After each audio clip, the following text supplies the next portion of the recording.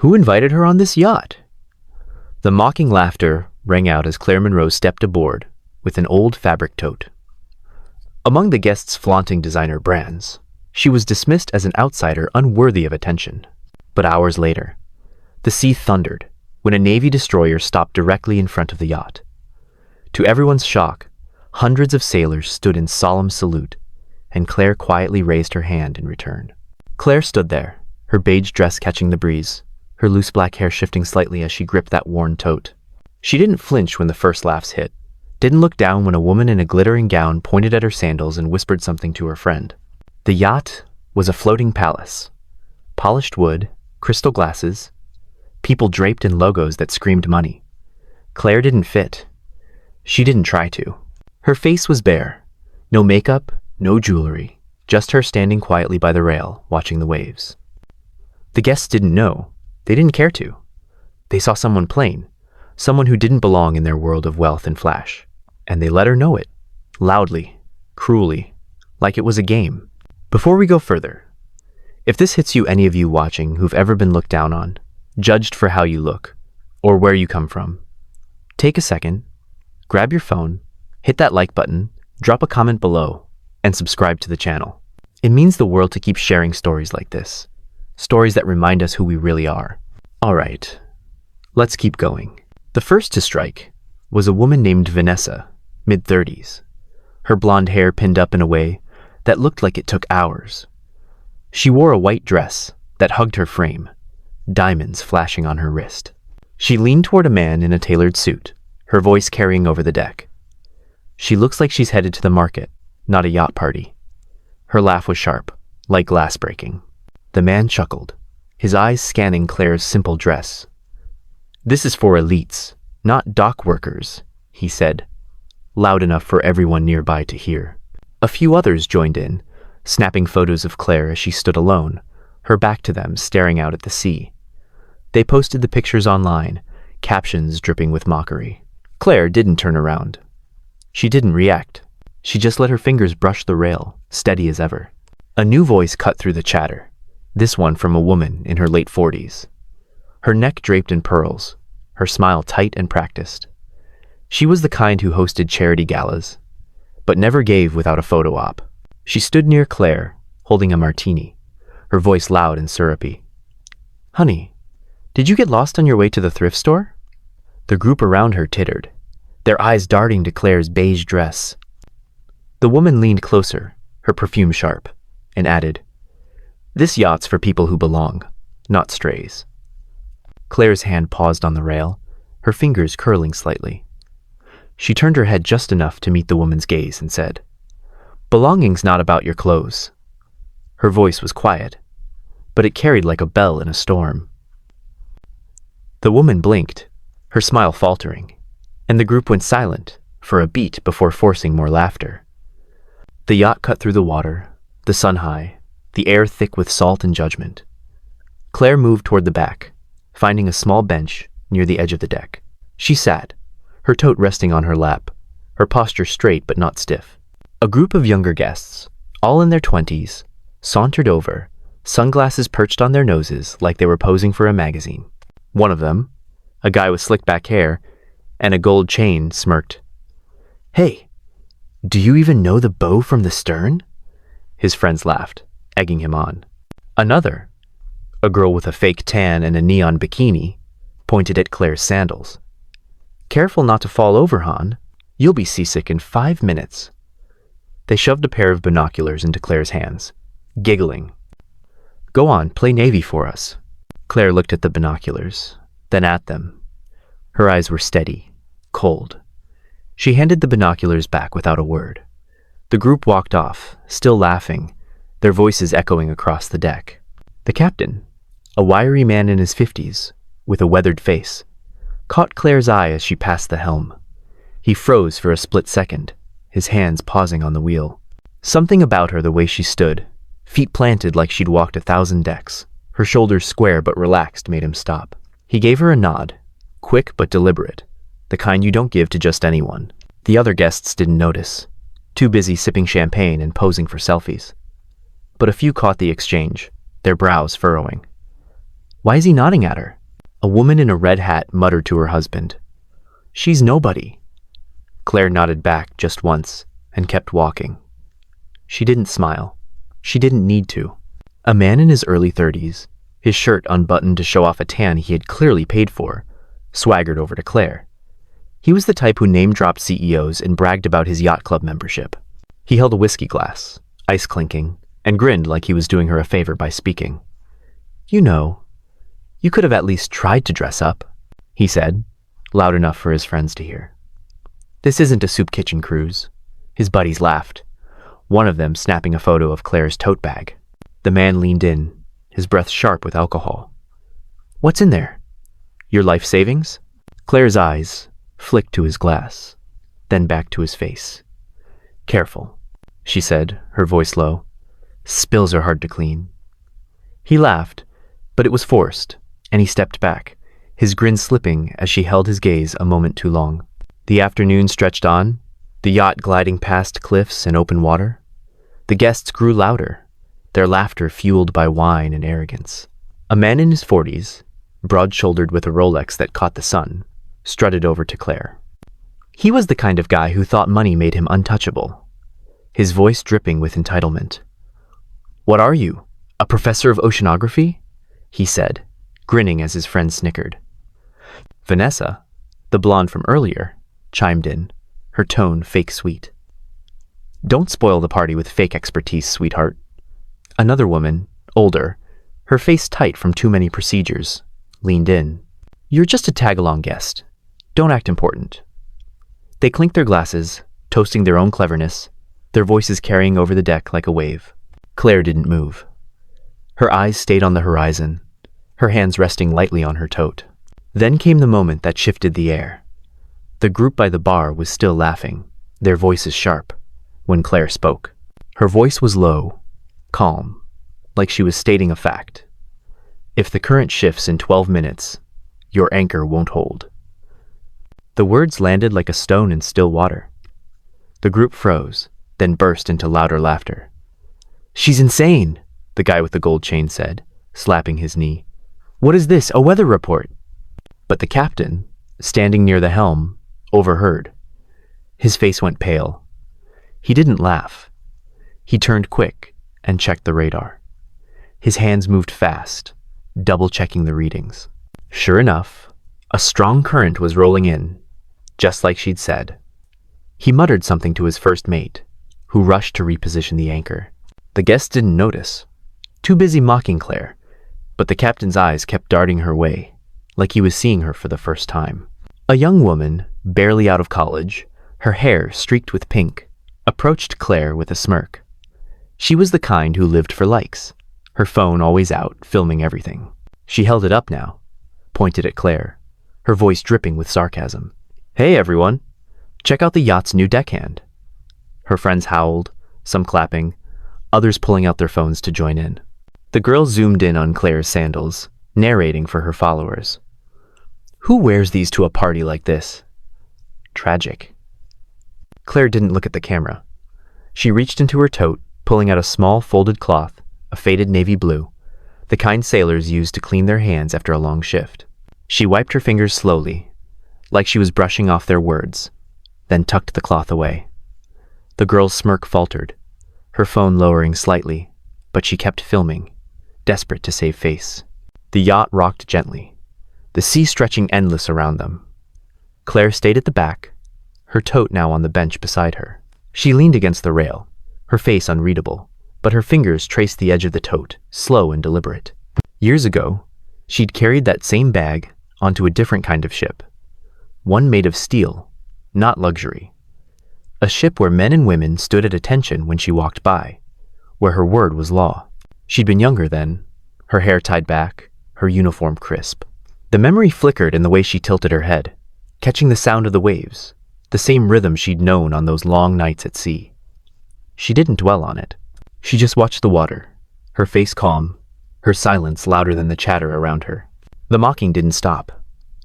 A new voice joined in, a woman in her late 20s. Her hair dyed platinum, her nails long and red. She was the kind of person who thrived on attention. her Instagram full of posed shots and captions about living her best life. She stood close to Claire, her voice loud enough for everyone to hear. Seriously, who even invited her? She's ruining the vibe. The man with the Rolex laughed, egging her on. Yeah, what's with the tote bag? Did you pack your lunch or something? The group erupted again, their laughter sharp, cutting. Claire's fingers paused on the rail. She turned just enough to meet the woman's eyes. You're loud, she said, her voice steady. No venom, just fact. The woman blinked, thrown off, then forced a laugh. But the air shifted. A few guests glanced away, uneasy. A man in his 60s, his suit impeccable, his hair silver and slicked back, approached Claire with a condescending smile. He was the kind who owned companies, not just shares, and spoke like every word was a favor. He stopped near her, swirling a glass of red wine, his eyes narrowing. You must feel so out of place here, he said, his tone almost kind but laced with pity. This isn't your world, is it? The group nearby leaned in, eager for her response, ready to laugh. Claire tilted her head, her eyes meeting his. She reached into her tote, pulling out a small brass compass, its edges worn but polished. She held it up, letting it catch the light, then said, I've navigated worse. The man's smile froze, his wineglass still, as the compass gleamed, a quiet challenge in her hand. The sun dipped lower, painting the sea gold. Claire stayed where she was, her dress catching the light, her sandals scuffed but steady on the deck. The captain passed by again, this time slowing his steps. He didn't say anything, but his eyes lingered on her, like he was trying to place her. He'd seen her kind before people who didn't need to shout to command a room, people who had seen things, done things that others couldn't imagine. He tipped his cap just slightly and moved on. The guests noticed this time, their whispers growing sharper. What's with him? The woman in the red hat said, her voice low but annoyed. She's just some nobody. Why is he acting like she's important? Claire didn't react. She just shifted her tote, her movement slow, deliberate, like she was measuring the weight of the moment. A woman in her early 30s, her dress a bright emerald green, her earrings dangling like chandeliers, sidled up to Claire. She was the kind who always needed to be the center of attention, her voice loud, her gestures big. She held a champagne flute, her nails tapping against it. You know, you could at least smile, she said, her tone sharp but playful, like she was teasing a child. You're bringing everyone down with that serious face. The group around her laughed, some raising their glasses in mock salute. Claire's eyes flicked to the woman's earrings, then back to the sea. She adjusted her tote, her fingers brushing a small faded patch sewn into the side, a naval insignia, barely noticeable. Smiles don't change the tide, she said, her voice even, almost soft. The woman's laugh caught in her throat, her flute trembling as Claire's words hung in the air. The party kept going, the music louder now, the drinks flowing, but something was off. The captain's nod, his quick action on the anchor, it hung in the air like a question nobody could answer. A man in a linen suit, his hair graying but his ego untouched, leaned toward his wife. Maybe she's some kind of consultant, he muttered, or a friend of the owner. His wife, her lips painted coral, shook her head. No way. Look at her. She's nobody. But her voice wavered just a little. Claire didn't hear them. Or if she did, she didn't show it. She opened her tote, pulling out a small worn book, a field manual, its edges frayed. She flipped a page, her eyes scanning the words like they were old friends. The gesture was small, but it caught the eye of a quiet man standing nearby, someone who hadn't joined the mocking. He squinted, like he recognized the book, but said nothing. A young man, barely 25, his sneakers bright white and his watch oversized, strutted over to Claire. He was the kind who thought youth and money made him invincible, his voice loud, his grin cocky. He pointed at her tote, his friends snickering behind him. What's in there? Your grandma's knitting? He said, his tone dripping with mockery. The group laughed, some mimicking knitting motions, their phones out to capture the moment. Claire didn't flinch. She reached into the tote, pulling out a small folded map, its edges creased from years of use. She unfolded it slightly, revealing a grid of coordinates, then tucked it back. "Some things are worth more than your watch," she said, her voice calm, her eyes steady. The young man's grin faded, his friends' laughter stuttering as they saw the map, a flicker of doubt crossing their faces. Then the sea changed. A low rumble grew in the distance, like thunder but steadier. Heads turned. The guests stopped talking. Their glasses paused midair. A massive silhouette broke the horizon, a Navy destroyer, its gray hull cutting through the waves like a blade. The yacht's deck buzzed with excitement. "Wow! Selfies for Instagram!" the platinum-haired woman shouted, pulling out her phone. Others followed, snapping photos, their voices loud with thrill. But as the destroyer drew closer, something shifted. Its horn blasted, long and solemn, not a casual greeting, but something heavier. The guests froze, their phones lowering. Navy officers lined up on the destroyer's deck, their uniforms crisp, their faces serious. They stood at attention, their salutes sharp, unwavering, and every single one was aimed at Claire. A woman in her 50s, her hair pulled back in a tight bun, her designer scarf fluttering, stepped forward, her voice shaking with disbelief. "This has to be a mistake," she said, loud enough for the deck to hear. "They're not saluting her. No way." Her husband, a man with a permanent scowl and a cigar in hand, nodded. "She's just a guest. Probably some mix-up." The group clung to their words, desperate to believe it. Claire stood still, her tote now at her feet, her hands loose at her sides. She didn't acknowledge their whispers. She just watched the destroyer, her eyes tracing its outline like she knew every inch of it. The captain of the yacht, standing nearby, turned to her, his voice low. "Ma'am," he said, almost a whisper. The single word silenced the group, their faces tightening as they realized he wasn't talking to them. The yacht went quiet. The man with the Rolex coughed, his drink spilling slightly. "It can't be because of her," he stammered, his voice thin. Vanessa, her diamonds catching the fading light, shook her head. "They are saluting the captain, obviously."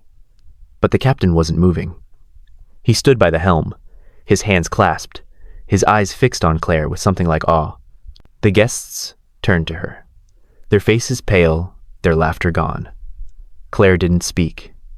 She stepped forward, her sandals soft against the deck, and raised her hand. Her salute was slow, precise, like she had done it 1,000 times. The destroyer's horn sounded again, a deep, reverent blast that shook the air. A voice crackled over the destroyer's loudspeaker, clear and commanding. "We welcome Admiral Claire Monroe, commander of the EC operation." The words hit the yacht like a wave. Glasses clinked as hands trembled. The woman in the red hat gasped, her hand flying to her mouth. The man with the gold chain stared, his mouth open, his sunglasses slipping down his nose. "Dear God," Vanessa whispered, her voice barely audible. "She's a legend." Claire's face didn't change. She lowered her hand, her movements calm, and turned back to the rail. "I'm retired now," she said, her voice soft but clear. "Consider this just my vacation." The words landed like a quiet thunderclap, silencing the deck. The guests didn't know where to look. The man in the linen suit muttered, his voice shaking. Maybe they mistook her for someone else. The platinum-haired woman nodded, desperate. No way an admiral would be on a yacht like this. The guy with the Rolex forced a laugh. But it came out wrong, like a choke. Must be a named coincidence. But their words felt hollow, their confidence gone. Nobody met Claire's eyes now. She stood by the rail, her tote at her side, her posture unchanged. The air was heavy, thick with shame, the kind that sticks to your skin. The destroyer loomed closer, its shadow stretching across the yacht, a reminder of something bigger than their world of wealth and status. A young crew member, barely out of his teens, his uniform slightly too big, approached Claire hesitantly. He held a small radio, his hands trembling as he spoke. "Ma'am, the destroyer's captain requests permission to come aboard." The guests nearby froze, their eyes darting between the boy and Claire. She nodded just once, her face calm. "Permission granted," she said, her voice steady, like she'd given the order 100 times. The crew member scurried off, his radio crackling as he relayed the message. The guests whispered, their voices low, frantic. "Did she just give an order?" the woman with the pink hair said, her phone forgotten in her hand. Claire didn't look at them. She adjusted her tote, her fingers brushing the strap, and waited. Claire didn't stay still for long. She picked up her tote, her fingers brushing the frayed strap, and walked toward the bow. The guests parted without thinking, their bodies moving like they were pulled by a tide. The destroyer fired 3 ceremonial salutes, each one booming across the water, each one a hammer to the silence. Claire stopped at the bow, her dress fluttering in the wind. She raised her hand again, her salute flawless, her eyes locked on the officers across the water. They answered in unison, their voices carrying over the sea. "Honor to the Admiral!" The sound was raw, powerful, like a wave crashing. The guests on the yacht dropped, some to their knees, others just standing there, heads bowed, their arrogance stripped away. A small boat from the destroyer approached, carrying a naval officer in full-dress uniform. He stepped onto the yacht, his boots clicking on the deck, his face serious but warm. He stopped in front of Claire, saluting her again, his eyes bright with respect. "Admiral Monroe," he said, his voice clear. "It's an honor to see you again." The guests gasped, some stepping back, others clutching their drinks like lifelines. Claire returned the salute, her movements precise, then offered a small smile. "Good to see you too, Lieutenant," she said, her tone soft but commanding. The officer handed her a small, sealed envelope, his hands steady. She took it, tucking it into her tote without opening it, like it was just another day. Claire turned, her steps steady, and walked back toward the cabin. She didn't look at the guests, didn't acknowledge their stares. Her tote swung lightly at her side, the same bag she'd carried through missions, through storms, through nights when the world hung on her decisions. The memory of those days flickered in the way she moved, calm, deliberate, like she was still on a ship that answered to her. The guests watched, silent, their phones forgotten, their laughter a distant memory. The captain followed her with his eyes, his cap still in his hand, like he was waiting for her to give an order. She didn't. She just kept walking, her sandals quiet on the deck. A woman in her 40s, her designer purse clutched tightly, whispered to her friend, her voice shaking. I posted about her online," she said, her eyes wide with panic. "I called her a nobody." Her friend, a man with a silk tie and a nervous laugh, shook his head. "Delete it, now." But it was too late. The posts were already spreading, screenshots shared across platforms, the comments piling up. Claire didn't know, didn't care. She paused by the cabin door, her hand on the handle, and glanced back at the sea. The destroyer was still there, its officers still watching, their salutes unwavering. She nodded just once and stepped inside. The yacht docked that evening, the sun gone, the air cool. The guests shuffled off, their voices low, their faces tight. Vanessa, the blonde in the white dress, didn't meet anyone's eyes as she left. She'd posted those photos of Claire online, the ones with the cruel captions. By morning, her social media was flooded with comments calling her out, her followers dropping like flies.